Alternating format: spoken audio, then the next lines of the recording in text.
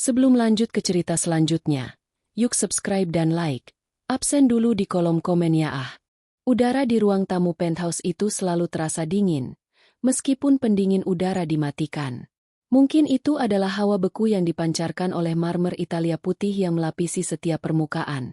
Atau mungkin itu adalah atmosfer yang tercipta dari bertahun-tahun ketegangan yang terpendam. Bagi Risa, penthouse itu adalah sangkar emas. Mewah, tetapi dipantau.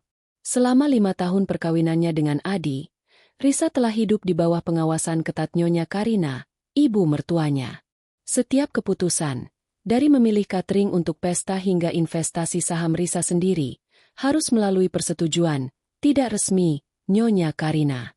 Risa tahu, satu-satunya cara untuk bertahan adalah dengan menjadi menantu yang sempurna dan tak terduga, sambil diam-diam mempersiapkan jalan keluar. Di dalam laci meja kerjanya yang terkunci, ada sebuah flash drive terenkripsi yang berisi segalanya. Salinan transfer bank, rekaman percakapan terselubung, dan skema bisnis keluarga yang meragukan. Semuanya telah disiapkan untuk mengantisipasi hari seperti hari ini. Risa, dengarkan Mama. Ini bukan permintaan. Ini adalah kebutuhan mendesak. Nyonya Karina berkata. Suaranya yang halus namun penuh otoritas kini bergetar sedikit karena frustrasi. Ia duduk tegak di sofa beludru. Tangannya yang penuh perhiasan memegang cangkir kopi porcelain yang diisi dengan kopi panas pekat. Adi, suami Risa, duduk di kursi berlengan di samping ibunya, tampak kecil dan gelisah. Ia menghindari tatapan Risa. Sayang, ini hanya pinjaman jangka pendek. Bisnis Mama sedang ada kendala likuiditas sedikit. Masalahnya, sedikit. Dalam kamus Nyonya Karina berarti 20 miliar rupiah. Permintaan itu adalah untuk menutupi kerugian mendadak dari proyek real estate di luar pulau yang Risa sudah tahu pasti berantakan karena salah urus dan mungkin sedikit kecurangan. Risa menanggapi dengan ketenangan yang telah ia latih selama bertahun-tahun. Ia meletakkan tablet di atas meja kaca, memperlihatkan grafik dan data keuangan. Mama, saya sudah mempelajari proposal pinjaman yang Mama ajukan pada bank bulan lalu. Dan saya sudah melihat laporan keuangan proyek di Lombok. Dana yang Mama butuhkan bukan 20 miliar, tapi jauh lebih besar, karena Mama juga harus menutupi biaya denda dan tuntutan dari mitra yang sudah hengkang. Wajah Nyonya Karina menegang. Ia tidak menyangka Risa akan melakukan pekerjaan rumahnya sedetail ini. Biasanya, Risa hanya akan mengangguk dan mengatur transfer sesuai permintaan. Itu tidak perlu kamu urus. Cukup tanda tangani persetujuan pengalihan dana dari deposito bersama kalian. Itu hak Adi juga. Karina mendesis. Nada ramahnya hilang. Deposito itu dipersiapkan untuk biaya pendidikan anak kita di masa depan. MA. Dana itu tidak dapat dicairkan sebelum batas waktu yang saya tetapkan sendiri. Saya menyimpannya di luar jangkauan likuiditas bisnis. Risa menjelaskan. Suaranya tetap datar, tidak ada emosi. Tidak ada ketakutan, hanya logika dingin. Saya tidak akan mengalihkan dana itu. MA. Dan saya tidak akan menalangi kerugian dari proyek yang sangat berisiko. Penolakan yang logis jauh lebih mematikan daripada penolakan emosional. Kata-kata Risa seperti tusukan es yang menembus keangkuhan Nyonya Karina. Bagi Karina, penolakan ini bukan hanya kerugian finansial. Ini adalah pembangkangan di depan anaknya sendiri. Sebuah penghinaan. Nyonya Karina tersentak. Matanya menyala. Pupilnya melebar karena amarah yang tak tertahankan. Tiba-tiba, ia berdiri. Cangkir kopi panas yang tadi ia pegang kini diangkat tinggi-tinggi. Mampu. Dasar egois. Teriak Karina. Suaranya memecah keheningan penthouse. Menggelegar layaknya petir. Sebelum Risa sempat bereaksi, Nyonya Karina mengayunkan cangkir itu dengan kekuatan penuh. Kopi panas pekat menghantam sisi kanan wajah Risa, diikuti oleh benturan tajam dari porselen yang pecah. Risa merasakan sengatan panas yang membakar kulitnya, diikuti rasa sakit yang tajam dan menusuk saat pecahan cangkir melukai tulang pipinya. Ia tersentak, tetapi tidak menjerit. Risa hanya menarik napas panjang, menahan diri. Darah segera mengalir. Bercampur dengan kopi kental yang membasahi rambut, baju, dan bahunya. Pemandangan itu mengerikan. warna merah pekat di atas kulit seputih marmer. Risa melirik Adi. Suaminya yang seharusnya menjadi pelindungnya, kini hanya bisa menatap lantai. Wajahnya pucat pasi, tubuhnya kaku, membeku dalam ketakutan akan ibunya, bukan karena rasa khawatir pada istrinya. Dalam sepersekian detik yang penuh darah dan keheningan, Risa menyadari segalanya. Keheningan Adi adalah konfirmasi yang ia butuhkan. Perkawinan ini sudah berakhir sejak lama. Hanya Risa yang baru saja mendapat izin resmi untuk meninggalkannya. Tanpa mengucapkan sepatah kata pun, Risa bangkit. Ia mengambil tas tangannya di sofa, mengabaikan pecahan cangkir dan genangan kopi yang kini ternoda darahnya. Ia berjalan menuju pintu. Langkahnya mantap meskipun rasa sakit berdenyut di wajahnya. "Kamu mau kemana?" "Kembali. Kita belum selesai bicara." Karina berteriak histeris. Risa tidak menoleh. Ia membuka pintu, melangkah keluar, dan menekan tombol lift. Begitu pintu lift tertutup, ia merogoh kantong kecil di bagian dalam tasnya. Ia mengambil ponsel sekali pakai yang sudah disiapkan. Darah masih menetes, tetapi tangannya tidak gemetar. Ia mengetik cepat ke nomor kontak terenkripsi tunggal. "Jalankan rencana B." Pesan terkirim. Lift mencapai lantai dasar. Risa melangkah keluar ke jalanan yang ramai, membiarkan angin malam menerpa wajahnya yang berdarah, dan membiarkan dunia luar melihat apa yang telah dilakukan keluarga ini padanya. Kali ini, Risa tidak akan kembali sebagai korban. Risa mengendarai mobilnya menjauh dari area penthouse, bukan menuju rumah sakit, melainkan ke sebuah studio apartemen yang terletak di pinggiran kota, disewa dengan nama samaran dan dibayar tunai 6 bulan lalu. Lokasi itu adalah Safe House-nya, sebuah tempat yang benar-benar terputus dari jaringan keluarga Adi, yang dikenal memiliki mata-mata di mana-mana. Begitu sampai, Risa mengunci 3 lapis pintu. Ia berjalan ke kamar mandi, menyalakan lampu terang tanpa ragu, dan menatap pantulan dirinya di cermin. Sisi kanan wajahnya tampak mengerikan. Kopi panas telah meninggalkan kemerahan dan lepuh yang serius, sementara pecahan porselen cangkir menyebabkan luka robek yang dalam di bawah tulang pipinya. Darah sudah mengering, menyisakan kerak coklat kemerahan yang menjijikkan. Ia menarik napas lambat, merasakan denyutan perih. Anehnya, rasa sakit fisik itu terasa kurang menyakitkan daripada keheningan Adi saat insiden itu terjadi. Sambil membasuh wajahnya perlahan dengan air dingin, ia menghubungi Dr. T, seorang dokter pribadi yang ia kenal melalui jaringan profesional lama, yang terbiasa dengan kerahasiaan tingkat tinggi. "Luka robek dan luka bakar tingkat 2 ringan. Saya butuh kamu datang sekarang." "Rahasia mutlak," bisik Risa ke telepon satelit pribadinya. Dalam waktu kurang dari 1 jam, Dr. T sudah berada di apartemen Risa. Dokter itu bekerja dengan cepat dan efisien. Luka robek itu membutuhkan 4 jahitan untuk menutupnya. Ketika selesai, Dr. T memberikan salep untuk luka bakar dan perban steril. "Ini akan meninggalkan bekas luka yang cukup jelas, Risa," kata Dr. T. Tatapannya penuh simpati. Risa hanya menyentuh perban putih bersih itu. "Bagus," jawabnya pelan. "Itu akan menjadi pengingat yang baik. Bukan pengingat untuk dirinya, melainkan bukti. Bukti tak terbantahkan tentang kekejaman Nyonya Karina. Bukti yang akan dimanfaatkan rencana B." Sambil menunggu Dr. T pergi, Risa kembali memeriksa ponsel sekali pakai yang ia gunakan untuk mengirim pesan. Pesan itu sudah berstatus delivered dan read oleh satu-satunya kontak di dalamnya, Bimo. Sosok yang ia percayai, konsultan hukum keuangannya yang telah merancang seluruh strategi ini. Rencana B. Konsep itu bukanlah rencana balas dendam yang mendadak. Itu adalah rencana perlindungan diri yang dimodifikasi menjadi alat pembalasan. Risa memejamkan mata, membiarkan sebuah kilas balik singkat mengalir dalam pikirannya. Itu terjadi 4 tahun lalu. Baru 6 bulan menikah. Nyonya Karina, untuk pertama kalinya, mencoba mengontrol Risa dengan cara yang sangat personal. Karina mendesak Risa untuk menjual warisan perhiasan emas dari ibunya, satu-satunya benda yang Risa miliki dari almarhum ibunya, hanya untuk menalangi kerugian kecil dan memalukan di salah satu proyek butik Karina. Risa menolak, memohon pada Adi agar membelanya.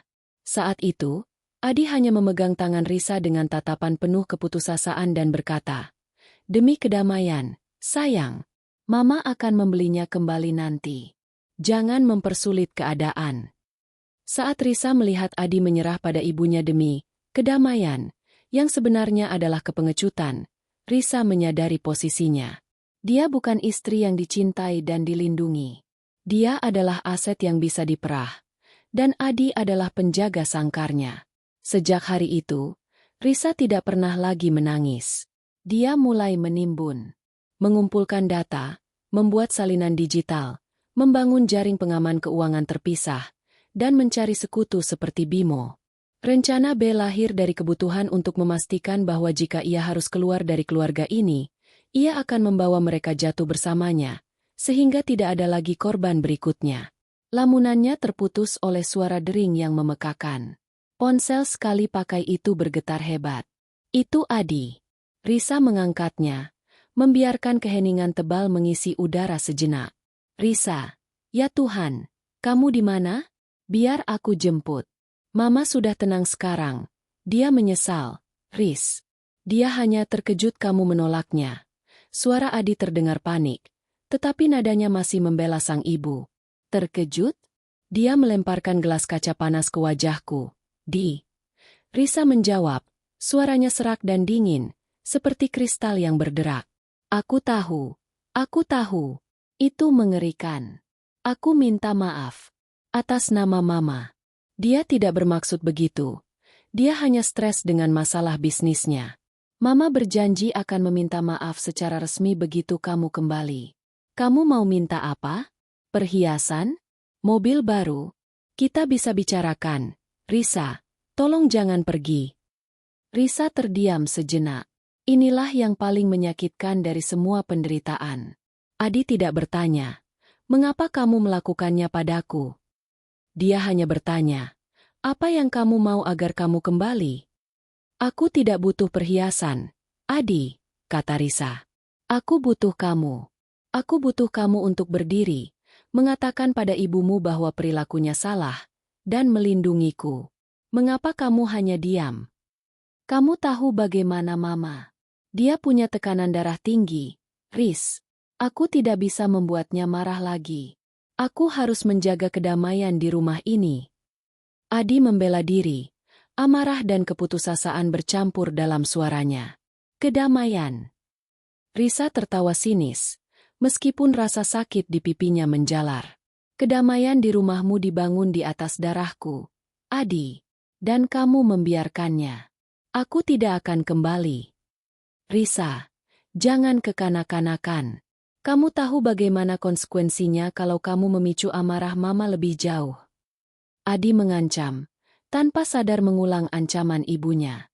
"Sudah terlambat, Adi. Permainan sudah berakhir." Risa menekan tombol merah, memutuskan sambungan. Ia membuang ponsel sekali pakai itu ke tempat sampah dan kembali ke cermin. Ia menatap bekas luka yang ditutupi perban. Itu bukan hanya luka. Itu adalah sinyal. Sinyal yang telah dikirim ke Bimo. Rencana B kini berjalan, dan tidak ada panggilan telepon dari suami yang pengecut yang bisa menghentikannya. Apartemen studio itu sunyi, hanya suara gemericik air dari dispenser yang memecah keheningan. Risa duduk di sofa minimalis, dengan perban besar menutupi separuh wajahnya, tampak seperti prajurit yang baru saja kembali dari medan perang. Di depannya, duduk Bimo, seorang pria paruhbaya dengan aura tenang namun tajam, mengenakan jas mahal yang selalu tampak sempurna. Bimo bukan sekadar pengacara. Ia adalah arsitek finansial di balik rencana B. "Luka yang dramatis, Risa."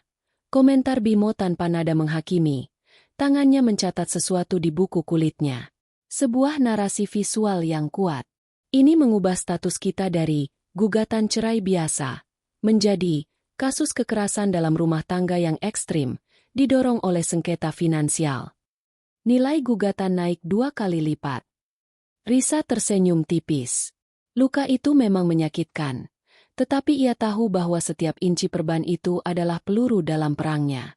Nyonya Karina memberikan pemicu yang sempurna. Aku bahkan tidak perlu memprovokasi lebih jauh. Dia menyerahkan buktinya sendiri.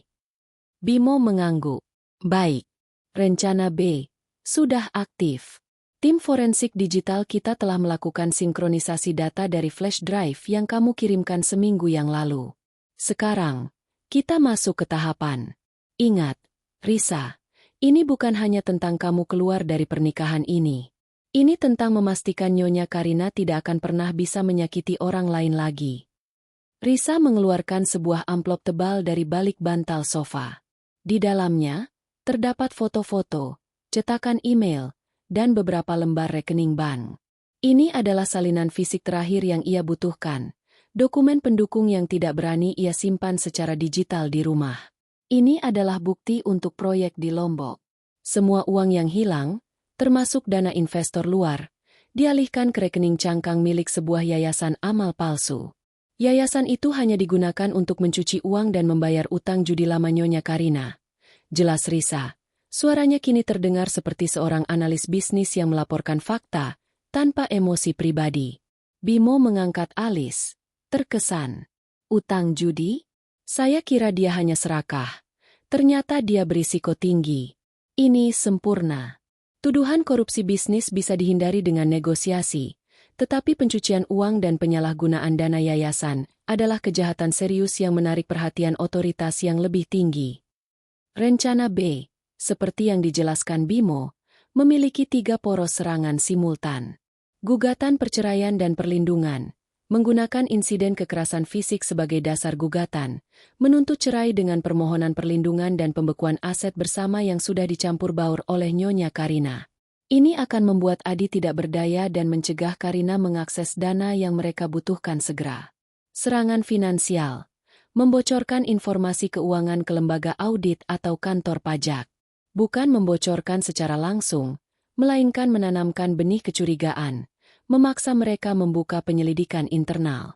Fokus pada proyek Lombok. Tekanan sosial. Risa akan memberikan wawancara tertutup kepada jurnalis bisnis terpercaya yang Bimo kenal, tidak menyebut nama secara langsung, tetapi memberikan gambaran rinci tentang perilaku predator di kalangan elit bisnis. Ini akan menciptakan tekanan publik dan membuat rekan bisnis Nyonya Karina menjauh. Kita akan mulai dengan gugatan pada hari Senin. Besok, kita buat laporan polisi tentang insiden ini, lengkap dengan foto luka dan kesaksian Dr. T, kata Bimo sambil menumpuk dokumen-dokumen itu. Bagaimana dengan Adi? Tanya Risa. Ada sedikit jeda dalam suaranya. Meskipun ia sudah memutuskan, ia tetap ingin tahu nasib mantan suaminya itu. Adi hanyalah korban kolateral.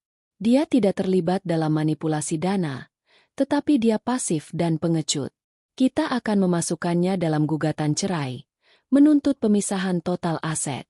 Secara hukum, dia tidak bisa kita sentuh, tetapi secara finansial, dia akan kehilangan kekuasaan yang selama ini dia dapat dari ibunya.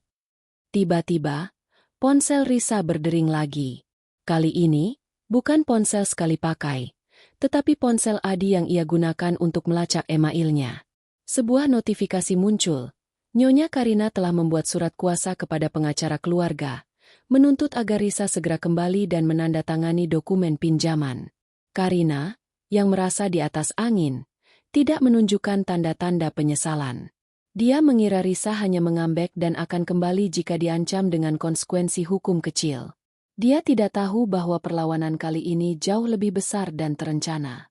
Lihat, Nyonya Karina sedang menunjukkan kartu asnya, ujar Bimo, tersenyum sinis. Dia mencoba menggunakan taktik intimidasi lama. Ini adalah kesempatan kita.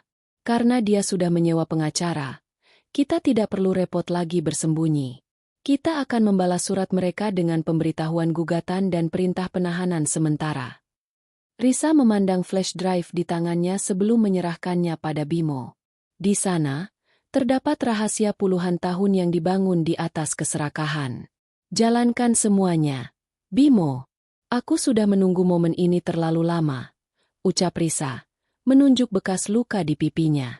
Aku ingin keadilan bukan hanya untuk diriku, tapi untuk setiap wanita yang pernah ia injak. Pastikan dia merasakan sakitnya kehilangan segalanya. Malam itu, Risa tidur di apartemen sunyi itu, bukan dengan rasa takut, tetapi dengan ketenangan yang dingin. Rencana B telah lepas landas. Di luar sana, Nyonya Karina masih yakin bahwa kekuatannya tak terbatas. Namun, ia tidak tahu bahwa menantu yang ia anggap remeh telah menjebaknya dalam sangkar keuangannya sendiri. 2 hari setelah insiden gelas kopi, hawa dingin di penthouse Nyonya Karina berubah menjadi kecemasan yang menggigit. Rencana B yang baru diluncurkan Risa memang bekerja secara bertahap, namun efektif. Penolakan Risa untuk pulang dan ancaman gugatan cerai yang akan datang membuat Nyonya Karina merasa terdesak. Yang paling mengganggunya adalah desas-desus kecil yang mulai beredar di kalangan kolega bisnisnya. Sebuah telepon yang tidak terjawab, tatapan yang dingin dari seorang mitra lama, dan yang paling mengkhawatirkan, penundaan mendadak pada penandatanganan kesepakatan penting yang seharusnya menalangi utangnya. Nyonya Karina, seorang master manipulasi, menyadari bahwa ia tidak bisa lagi menggunakan paksaan. Ia harus memakai topeng yang paling menjijikan baginya, topeng penyesalan. Adilah yang menjadi utusan. Ia menelepon Risa berulang kali, suaranya terdengar semakin memohon, tetapi tetap tanpa kekuatan. Risa, tolonglah. Mama benar-benar kacau. Dia bilang, dia ingin mengadakan makan malam. Makan malam keluarga, hanya kita bertiga. Adi memohon dari seberang telepon. Dia bilang dia akan meminta maaf. Mama tidak pernah melakukan ini sebelumnya. Riz, ini kesempatan kita untuk memperbaiki semuanya. Risa mendengarkan di apartemennya yang sunyi. Perban tebal menutupi pipi kanannya, dan di bawah perban itu, kulitnya masih meradang dan perih. Ia tahu persis apa arti permintaan maaf Karina. Sebuah pertunjukan kekuatan, di mana Risa diharapkan kembali ke kandang sebagai menantu yang patuh. Namun, Risa tahu ia harus memanfaatkan kesempatan ini. Ada satu hal penting yang tertinggal di penthouse. Dokumen terakhir yang ia butuhkan bukanlah data digital, melainkan selembar kertas fisik, bukti tanda tangan Nyonya Karina pada memorandum pembubaran Yayasan Agape, yayasan palsu yang digunakan untuk pencucian uang, yang harusnya sudah diserahkan ke notaris. Jika Risa bisa mengambil dokumen itu sebelum pengacara Karina menyadari kelalaiannya, maka seluruh kronologi pencucian uang akan menjadi tak terbantahkan. Dokumen itu tersimpan di laci bawah meja hias antik di ruang kerja, tempat rahasia yang ia temukan bertahun-tahun lalu. Risa setuju untuk datang, dengan satu syarat. Ia akan datang tepat pukul 7 malam, dan tidak ada yang boleh menyentuhnya. Pukul 7:04, Risa tiba di penthouse. Ia mengenakan blus sutra berwarna gelap yang kontras dengan perban putihnya. Penampilannya sengaja dibuat rapi, namun perban di wajahnya berbicara lebih keras daripada kata-kata apapun. Nyonya Karina menyambutnya di pintu dengan senyum yang dipaksakan. Ini adalah akting terbaik yang pernah Risa lihat darinya. Sayang, terima kasih kamu mau datang. Ayo, Adi sudah menunggu. Adi tampak lega sekaligus gugup. Makan malam itu terasa mencekik. Nyonya Karina berbicara tentang cuaca, saham, dan hal-hal sepele, menghindari insiden kopi seolah-olah itu hanyalah mimpi buruk. Setelah hidangan utama, suasana mencapai puncaknya. Nyonya Karina berdeham, menatap Risa dengan mata yang dipenuhi air mata palsu. Risa, Mama benar-benar minta maaf atas apa yang terjadi. Mama tidak bermaksud melukaimu. Mama hanya terlalu emosional karena masalah bisnis. Tolong maafkan Mama, Karina berkata. Nadanya manis dan penuh penyesalan yang dibuat-buat. Ia kemudian menambahkan, dengan suara yang sedikit mengeras. Tentu saja, Mama berjanji ini tidak akan terjadi lagi, asalkan kita bisa menyelesaikan masalah ini secara kekeluargaan. Kita lupakan saja insiden ini, dan kita segera tanda tangani dokumen pinjaman itu, ya? Mama akan melunasi utangmu. Anggap saja ini kompensasi atas rasa sakitmu. Permintaan maaf bersyarat. Sebuah upaya halus untuk membeli luka Risa. Mama berharap setelah ini, kita bisa memulai lembaran baru. Mama tidak ingin hal ini sampai ke telinga orang luar, apalagi pengacara. Nyonya Karina menekankan kata terakhir. Sebuah peringatan terselubung. Risa hanya menatapnya. Ia tidak mengangguk, tidak tersenyum. Ia menoleh ke Adi, mencari sedikit pun tanda perlawanan atau perlindungan, tetapi Adi hanya memegang garpu peraknya dengan erat, menatapnya dengan pandangan memohon. Terima saja, demi kedamaian. Mama. Risa akhirnya membuka suara. Suaranya tenang. Saya menghargai niat baik Mama. Tapi luka ini. Risa menyentuh perbannya. Tidak semudah menandatangani dokumen pinjaman. Karina mendesah frustrasi. Risa harus bertindak. Saya haus, Risa berkata. Bangkit dari kursi. Saya akan ambil air putih di dapur. Kesempatan itu hanya berlangsung semenit. Risa berjalan cepat ke arah dapur. Tetapi begitu melewati ruang kerja kecil, ia berbelok. Ruangan itu gelap. Hanya diterangi cahaya remang-remang dari lampu koridor. Tangan Risa dengan sigap meraba di bawah meja hias antik. Ia menemukan laci kecil itu, yang ia tahu sudah lama tidak dibuka. Tarikannya mulus. Di dalamnya, tumpukan berkas usang. Risa dengan cepat menyaring isinya, menemukan satu lembar kertas yang ia cari, memorandum pembubaran Yayasan Agape. Itu adalah mata rantai yang hilang. Ia melipat kertas itu menjadi kotak kecil, seukuran perangko. Ia tahu Karina akan menyuruh pelayan membersihkan dan mengaudit semua barang setelah ia pergi. Dia tidak bisa meninggalkannya di tas. Kembali di koridor, Risa pura-pura memperbaiki perbannya. Dengan gerakan terlatih, ia menyelipkan lipatan kertas itu di bawah perban yang menutupi pipinya, di area yang sedikit longgar di dekat telinganya. Rasa sakit kecil kembali menjalar, tetapi kertas itu tersembunyi dengan sempurna, terikat oleh perban dan ditutupi oleh rambutnya. Saat ia kembali ke meja makan, wajahnya masih menunjukkan kesakitan. Sudah merasa lebih baik?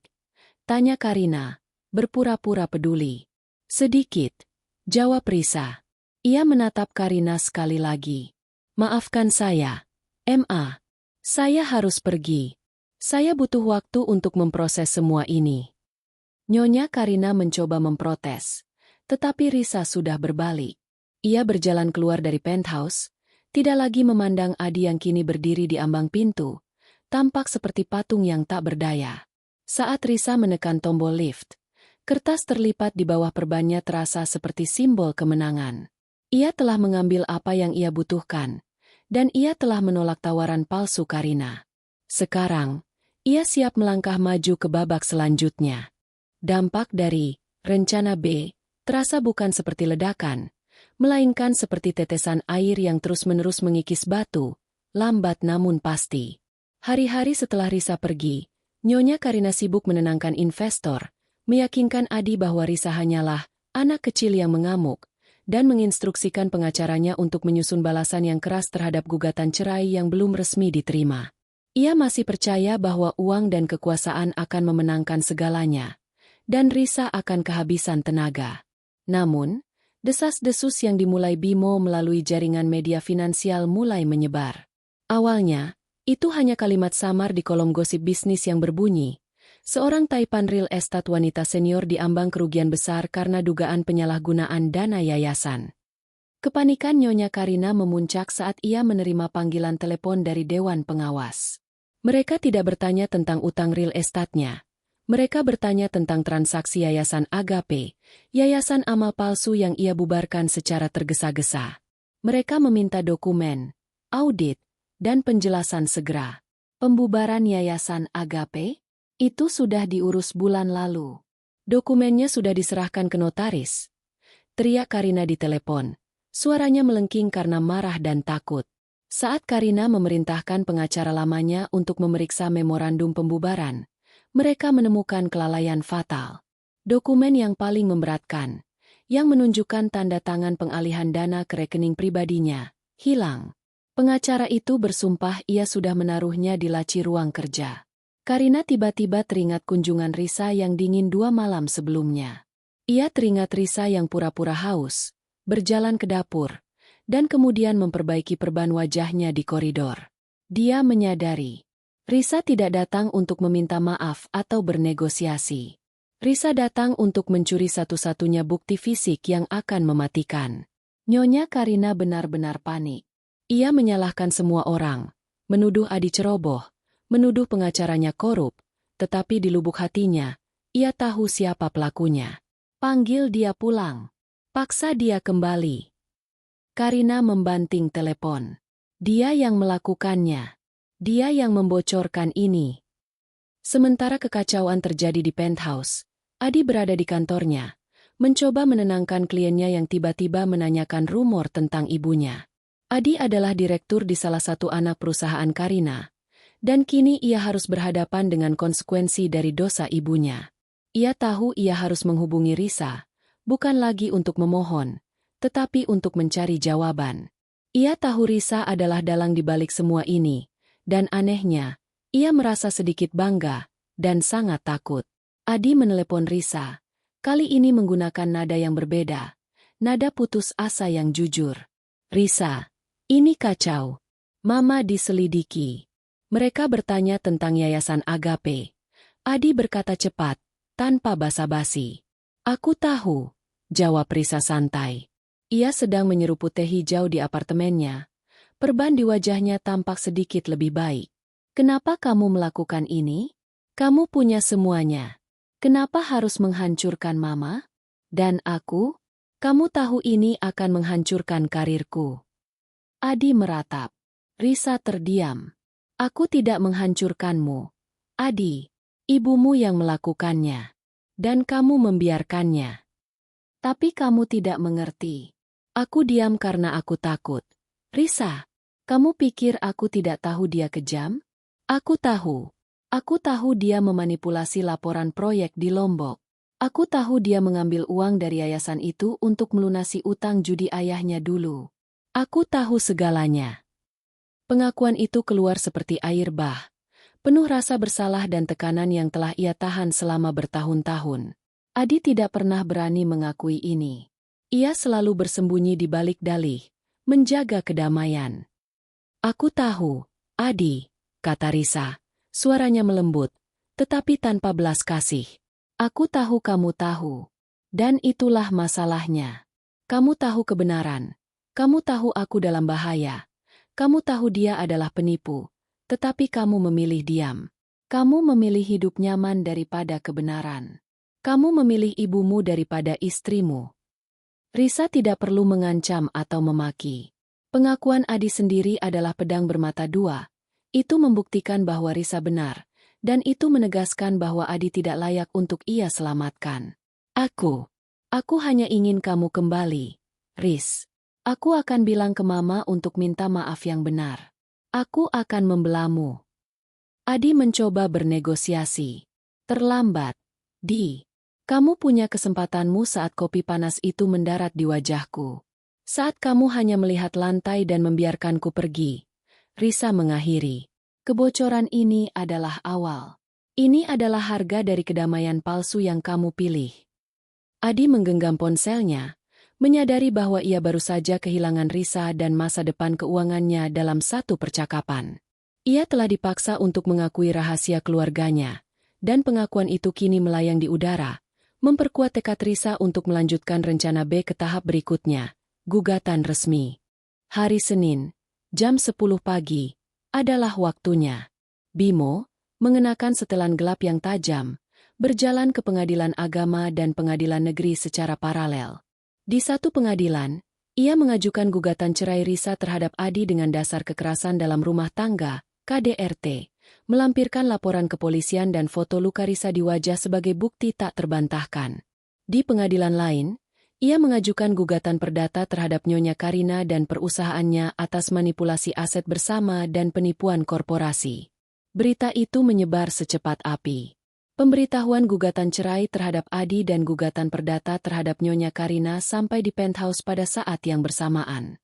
Nyonya Karina, yang sedang mencoba meyakinkan tim auditnya bahwa semua dokumen Yayasan Agape hanya salah penempatan, melempar berkas itu ke lantai marmer dengan raungan frustrasi yang nyata, bukan lagi akting. Gila! Dia benar-benar gila. Berani-beraninya dia melakukan ini setelah semua yang telah kuberikan padanya. Teriak Nyonya Karina. Nyonya Karina tidak mengira Risa akan seberani ini. Dia mengharapkan negosiasi di bawah meja, bukan perang terbuka di hadapan publik. Hal yang paling fatal adalah gugatan KDRT. Itu akan menarik perhatian media lifestyle yang sangat ia hindari. Reaksi Karina. Serangan balik. Nyonya Karina segera mengaktifkan semua koneksi dan sumber dayanya untuk membalas. Dia tidak akan hanya membela diri, dia akan menyerang. Pembekuan rekening.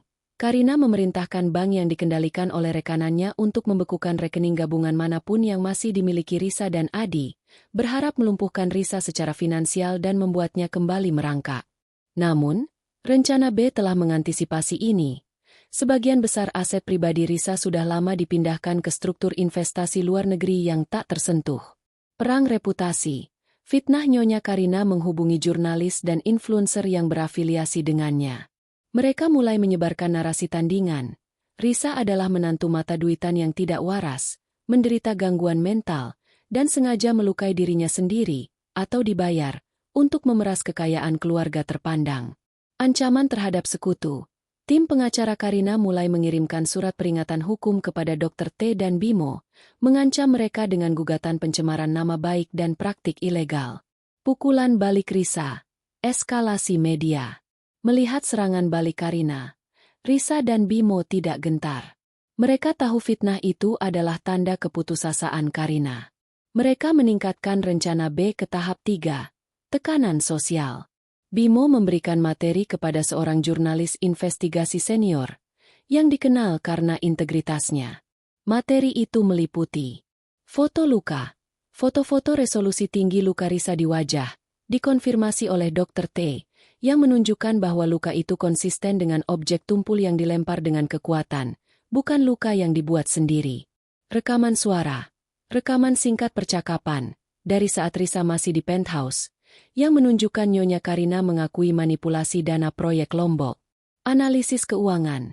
Dokumen memorandum pembubaran Yayasan Agape, yang dicuri Risa di bab 4, dan analisis Bimo, yang menghubungkan dana yayasan dengan pembayaran utang pribadi Karina.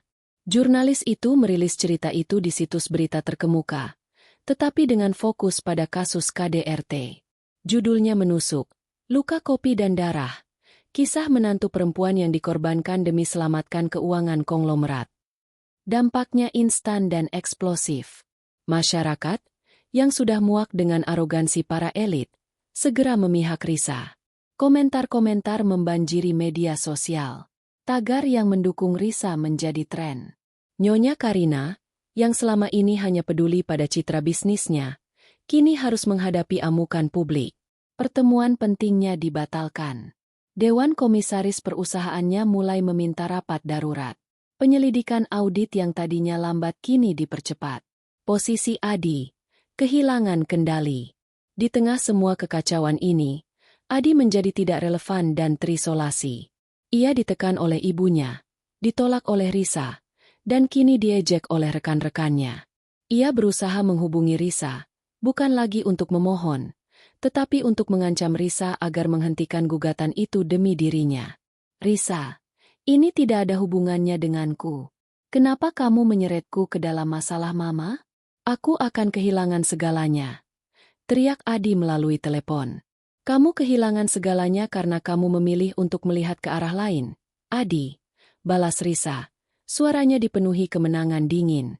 Gugatan cerai akan memberimu kesempatan untuk menjadi saksi. Kamu bisa memilih untuk bebas dari ibumu, atau tenggelam bersamanya. Pikirkan baik-baik. Risa telah melemparkan tali penyelamat terakhir kepada Adi. Tetapi ia tahu, untuk seseorang yang telah terbiasa hidup dalam kepengecutan, pilihan itu mungkin lebih sulit daripada yang ia bayangkan. Rencana B telah berhasil memaksa keluarga itu berhadapan dengan konsekuensi perbuatan mereka. Setelah gugatan cerai dan gugatan perdata dilayangkan, penthouse yang tadinya dingin kini terasa seperti tungku api yang membakar. Nyonya Karina berada dalam kondisi histeris yang terkendali. Ia tahu, satu-satunya cara untuk membungkam Risa adalah dengan menekan Adi, anaknya sendiri. Adi, yang selalu mencari jalan tengah dan menghindari konflik, kini tidak punya tempat untuk bersembunyi. Karirnya di anak perusahaan ibunya mulai goyah. Stafnya memandangnya dengan keraguan, dan klien-klien yang tadinya ramah kini menjaga jarak, takut terseret dalam skandal, luka kopi dan darah, yang terus menghiasi media. Kamu harus menceraikannya, Adi. Nyonya Karina mendesis di ruang kerja mereka. Matanya merah karena kurang tidur. Ceraikan dia sekarang. Dan pastikan dia tidak mendapatkan sepeser pun. Gugatan KDRT itu omong kosong.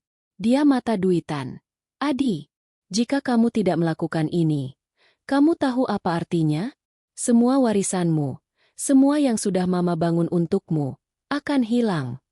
Ancaman itu adalah kartu pamungkas Karina.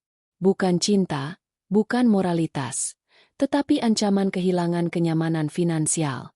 Ancaman ini selalu berhasil melumpuhkan Adi. Karina menuntut loyalitas total. Kamu harus bersaksi. Katakan pada pengacara kita bahwa Risa jatuh di kamar mandi, atau dia mabuk, atau dia berhalusinasi. Apapun, asalkan kita menang. Mama sudah mengurus berkas palsu. Kamu tinggal tanda tangan. Adi merasakan tenggorokannya tercekat. Ia dipaksa berbohong untuk menutupi kejahatan ibunya yang lebih besar. Dalam tekanan maksimal ini, Adi mengingat kembali momen-momen yang telah membentuk kepengecutannya. Kilas balik yang paling jelas membawanya kembali ke masa kuliah. Adi pernah memiliki impian untuk menjadi arsitek, tetapi Nyonya Karina memaksanya mengambil jurusan bisnis dan manajemen agar bisa melayani perusahaan keluarga. Ia pernah jatuh cinta pada seorang gadis sederhana yang jujur, tetapi Karina menghancurkan hubungan itu dengan fitnah dan uang. Setiap kali Adi mencoba meraih kebahagiaannya sendiri, Nyonya Karina merusaknya, dan Adi selalu menyerah, memilih kepatuhan demi kedamaian. Kali ini, taruhannya lebih tinggi. Ini bukan hanya tentang mimpinya. Ini tentang kebebasannya. Tak lama setelah ancaman ibunya, Risa menghubunginya. Bukan melalui telepon, melainkan melalui pesan terenkripsi yang dikirim Bimo, sebuah saluran komunikasi sekali pakai yang hanya akan digunakan Risa untuk tawaran terakhirnya. Ini tawaran terakhir dariku. Adi, kamu bisa terus menjadi boneka ibumu dan tenggelam bersamanya. Atau kamu bisa bersaksi. Bukan untukku, tapi untuk dirimu sendiri. Kamu tahu semua yang Mama lakukan, Yayasan Agape, Proyek Lombok, dan bagaimana dia merusak hidupmu. Bersaksi, dan kami akan memastikan pemisahan asetmu yang sah dan bersih dari utang-utang Karina. Kamu akan bebas dari bayang-bayang ibumu. Pikirkan baik-baik. Pilihanmu hanya dua, jadi anak durhaka atau jadi budak. Pesan itu menusuk. Risa tidak menawarkan cinta atau rekonsiliasi. Ia menawarkan penebusan yang dingin dan transaksional. Adi menatap dinding kantornya, di mana tergantung foto pernikahannya dengan Risa. Ia melihat senyum Risa, sebelum ditutupi perban dan kekecewaan. Ia menyadari Risa adalah satu-satunya orang yang pernah menantang ibunya secara terbuka. Pilihan itu terasa mustahil. Jika ia berpihak pada Risa, ia akan menjadi anak durhaka yang tidak punya apa-apa, dilempar keluar dari lingkaran elit. Jika ia berpihak pada ibunya, ia mungkin selamat secara finansial, tetapi ia akan hidup sebagai boneka yang dikendalikan, menghabiskan sisa hidupnya menutupi kebohongan Karina. Pada akhirnya, naluri untuk bertahan hidup dan rasa takut yang telah mendarah daging selama puluhan tahun membuat Adi membuat keputusan yang paling pengecut dan kompleks. Dia tidak bisa sepenuhnya menolak ibunya, tetapi dia juga tidak bisa membiarkan Risa menghancurkannya tanpa syarat. Adi tidak menghubungi Risa. Sebaliknya, ia menyusun email ke salah satu akun lama Risa yang ia tahu Karina tidak akan pernah bisa akses. Ia menulis, "Aku tidak akan bersaksi, Risa. Tapi perhatikan tanggal 15 Maret. Mama memindahkan semua dokumen fisik penting ke brankas baru yang dikendalikan oleh Paman Bintang. Brankas itu diakses melalui kartu kunci ganda yang harus diaktifkan oleh dua pemegang saham mayoritas. Satu adalah Mama, yang lain sekarang aku." Adi tidak menjanjikan kebebasan. Ia tidak meminta maaf. Ia hanya memberikan informasi. Ia memilih jalur netral yang licik. Ia akan tetap loyal pada ibunya di depan umum, tetapi secara diam-diam memberikan Risa keunggulan yang mematikan. Ini adalah caranya sendiri untuk memberontak, memberikan alat kepada Risa untuk mengalahkan Karina, sambil mempertahankan kedudukan pasifnya. Risa menerima email itu di apartemennya. Ia meninjau informasi itu. Tanggal 15 Maret adalah lusa. Ini adalah peluang sekali seumur hidup untuk melumpuhkan Karina sepenuhnya. Adi, kamu tidak pengecut sepenuhnya, gumam Risa, memandangi perban yang kini mulai bisa ia lepaskan. Bekas luka merah itu terlihat jelas. Kamu hanya pengecut yang pintar. Risa segera menghubungi Bimo.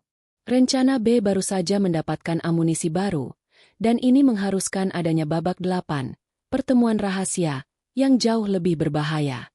Pesan terenkripsi dari Adi mengubah rencana B dari serangan hukum yang strategis menjadi operasi pencurian berisiko tinggi. Informasi tentang brankas baru yang dikendalikan oleh kartu kunci ganda, salah satunya kini berada di tangan Adi, adalah kesempatan emas.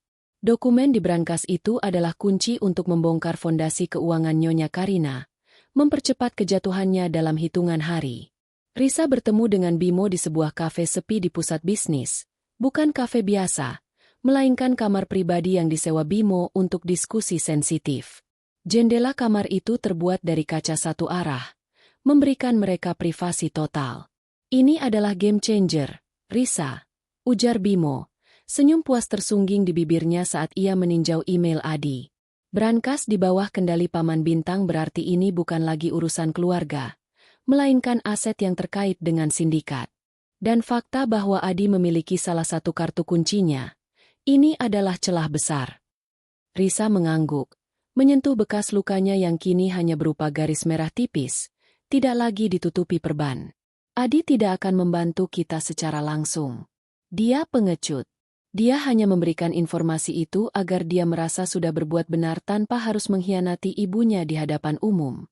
Kita harus bergerak cepat sebelum Karina atau Paman Bintang mengganti sistem keamanannya. Mereka menyusun strategi. Tanggal 15 Maret adalah hari di mana Adi, sebagai pemegang saham minoritas, harus menghadiri rapat dewan. Itu adalah satu-satunya saat di mana kartu kuncinya dapat dimanfaatkan. Kita membutuhkan duplikat kartu kunci Adi, kata Bimo, matanya bersinar karena tantangan.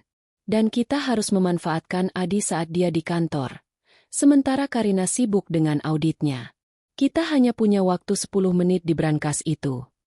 Risa setuju dengan detail teknis Bimo. Namun, saat Bimo menjelaskan fase berikutnya dari rencana B, sebuah keraguan dingin mulai menjalar di benak Risa. Setelah kita mendapatkan dokumen fisik yang mengikat Karina pada utang-utang judi dan sindikat ini, kita akan merilisnya melalui sumber yang netral. Jelas Bimo, mengetuk meja dengan pensilnya. Ini akan memicu kekosongan kekuasaan di perusahaannya. Saat itulah klien X akan masuk. Klien X adalah konglomerat properti dari Singapura. Mereka sudah lama mengincar aset-aset Karina, terutama proyek di Lombok yang macet. Mereka akan menawarkan likuidasi aset dengan harga yang sangat rendah, dan Karina harus menerimanya untuk menghindari penjara. Tunggu. Potong Risa, menyipitkan mata. Siapa klien X ini, Bimo? Aku tidak pernah menyertakan skenario penjualan aset dalam rencana B. Rencana B hanya berfokus pada kejatuhan Karina dan pemisahan asetku secara bersih. Bimo tertawa kecil, sedikit terlalu cepat. Tentu saja, Risa. Tapi kita harus realistis. Siapa yang akan membayar semua biaya hukum dan logistik rencana B selama 5 tahun ini? Aku bukan yayasan amal. Klien X lah yang mendanai penyelidikan mendalam ini, demi mendapatkan imbalan strategis saat Karina runtuh. Aku hanya perantara. Risa merasakan jantungnya mencelos. Selama ini, dia berpikir rencana B adalah senjata pribadinya. Namun kini ia menyadari dirinya hanya pion dalam permainan catur yang lebih besar.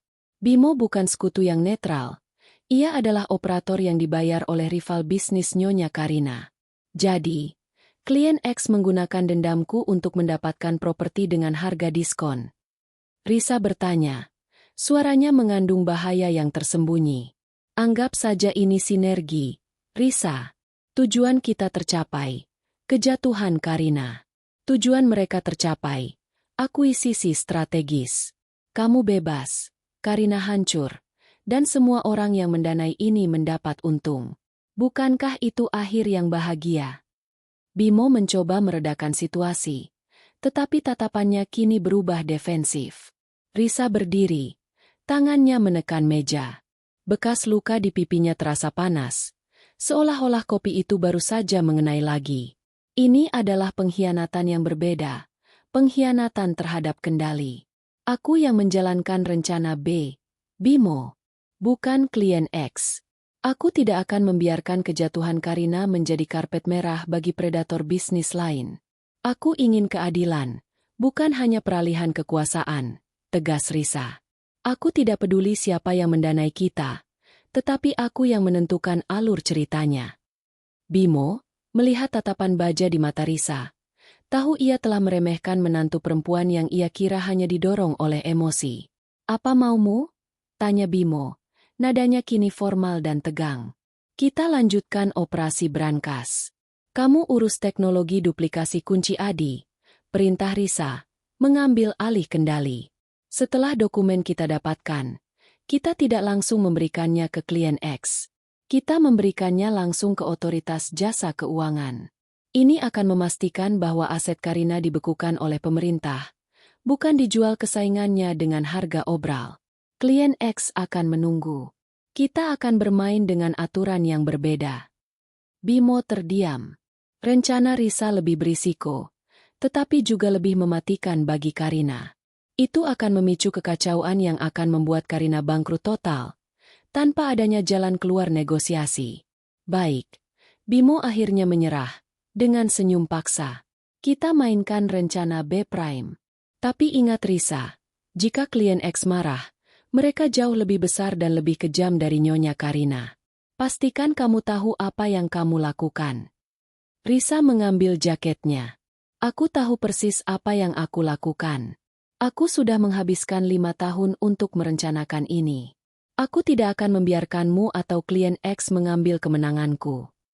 Risa meninggalkan ruangan itu dengan perasaan campur aduk. Ia telah mendapatkan informasi berharga dari suaminya yang pengecut, tetapi ia baru saja berhadapan dengan sekutunya yang tersembunyi. Balas dendamnya telah berevolusi menjadi permainan high stakes yang jauh melampaui konflik keluarga. Ia kini berdiri sendiri, melawan Nyonya Karina di depan, dan Bimo, dan klien X, di belakangnya. Tanggal 15 Maret tiba. Ini adalah hari di mana Nyonya Karina akan menghadiri rapat dewan direksi yang krusial. Adi akan menggunakan kartu kuncinya untuk mengakses brankas baru, dan Risa akan melakukan langkah paling berani dalam hidupnya. Operasi brankas.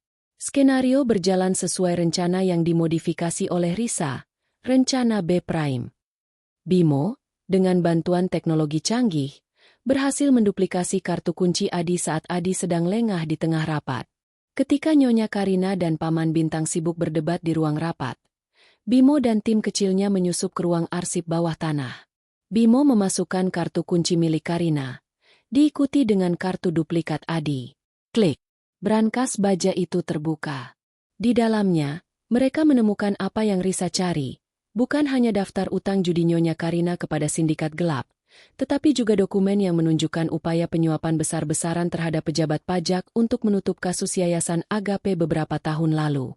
Dokumen itu ditandatangani oleh Paman Bintang dan disetujui oleh Karina. Ini adalah bukti ganda yang tidak hanya menjerat Karina, tetapi juga menjatuhkan seluruh hierarki kekuasaan mereka. Risa, yang menunggu di lokasi rahasia yang terpisah, menerima kabar keberhasilan itu dari Bimo. Dokumen sudah di tangan. Apa langkah selanjutnya, Risa? Tanya Bimo, suaranya tegang. Ia tahu ini adalah saatnya ia harus menyerahkan dokumen kepada klien X, sesuai perjanjian pendanaan. Kirimkan salinan digitalnya. Bukan ke klien X, Bimo. Kirim ke Otoritas Jasa Keuangan, OJK, Kejaksaan, dan media investigasi yang kemarin kita kontak. Perintah Risa, tegas. Jalankan rencana B Prime. Ini akan mengunci aset mereka, bukan menjualnya. Bimo terdiam sejenak. Ia sadar Risa telah mengkhianati perjanjiannya dengan klien X, tetapi ia tidak punya pilihan. Risa memegang semua bukti. Bimo mengirimkan email dengan lampiran dokumen yang mematikan itu, sekaligus mengakhiri persekutuannya dengan klien X. Kejatuhan Karina. Kurang dari 4 jam kemudian, Saat Nyonya Karina baru saja meninggalkan rapat dewan, berita itu meledak. Tidak ada lagi desas-desus. Judul berita utama di setiap media nasional mengumumkan, skandal korupsi dan pencucian uang, konglomerat Karina diperiksa pihak berwajib. Puncaknya terjadi pada malam hari. Sebuah siaran langsung dari kantor kejaksaan menunjukkan Nyonya Karina, yang tampak jauh lebih tua dan rapuh tanpa riasan dan kekuatannya, dibawa keluar oleh penyidik. Wajahnya yang arogan kini dipenuhi kepanikan dan rasa malu.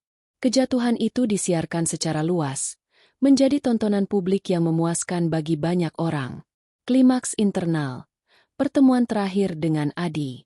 Malam itu, Risa berada di apartemennya ketika bel pintu berbunyi. Itu Adi.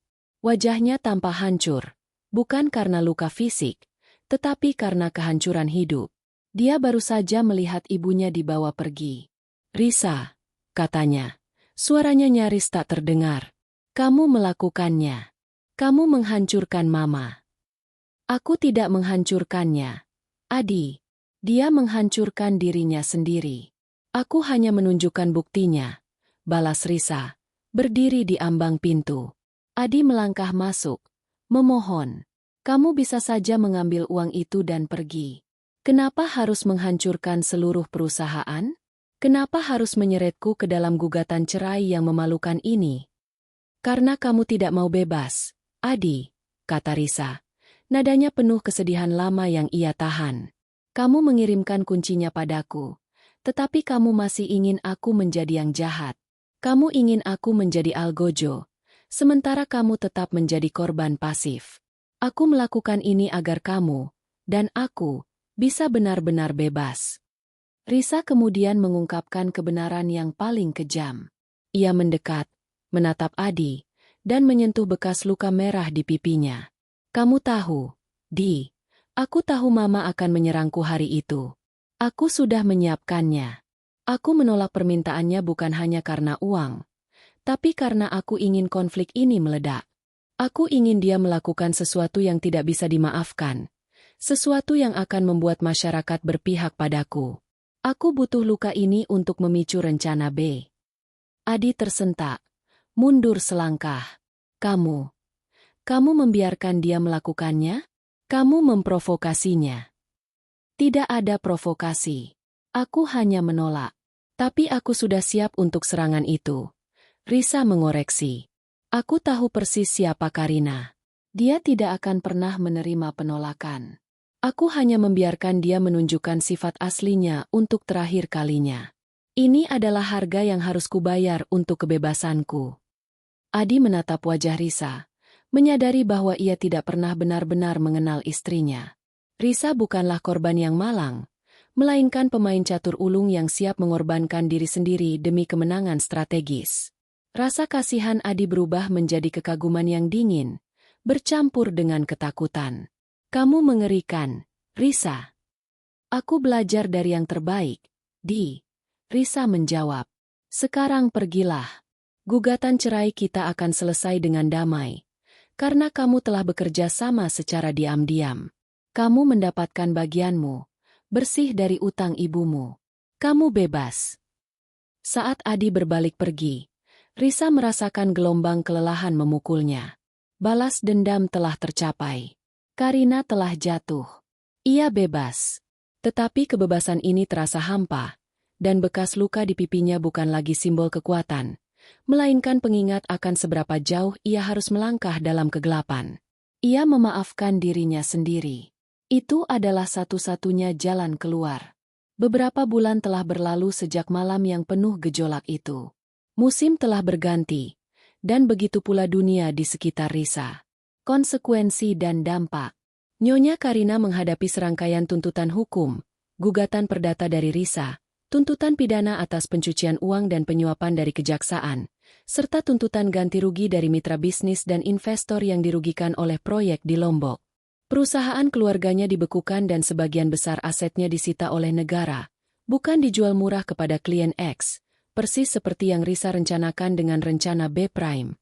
Karina, yang selalu hidup dalam kemewahan dan kekuasaan, kini harus menghabiskan hari-harinya di bawah pengawasan ketat, kehilangan segalanya. Kejatuhannya menjadi studi kasus terkenal di media, simbol keadilan yang pahit bagi publik. Nasib Adi.